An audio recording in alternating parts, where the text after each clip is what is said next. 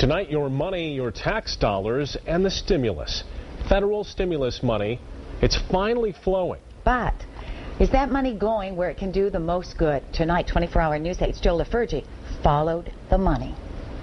When you think of stimulus funds, you think of job creation and orange barrels like this repaving project along I-196 near Hudsonville.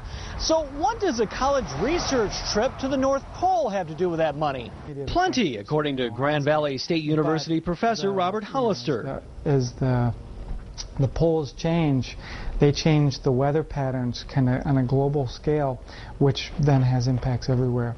Carrots 3. Hollister and his students have been studying the effects of global warming on vegetation in the Arctic. They've been awarded $500,000 in stimulus funds through the National Science Foundation to help pay for the next 5 years of that study. Hollister says as the ice melts, the vegetation grows, absorbing more energy from the sun and adding more heat to the atmosphere. And that could have a domino effect on the climate. Hollister says we need to be ready for those changes. Being able to make better projections. There's all this talk about updating the Kyoto Protocol, carbon taxes and all this stuff. Well, what are the impacts? What could the impacts be? How can we mitigate those impacts? According to the watchdog group ProPublica, Michigan is getting about $3.7 billion in stimulus funds.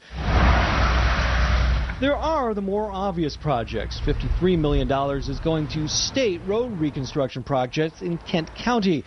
ProPublica provides a state-by-state, county-by-county breakdown of awards on their site. Some are specific, like grants to small businesses. Others are much less specific, making it hard to figure out where some of the money is going.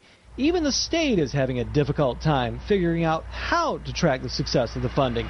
We found this quote on the Assessing the Effects of Spending portion of the General Accounting Office website.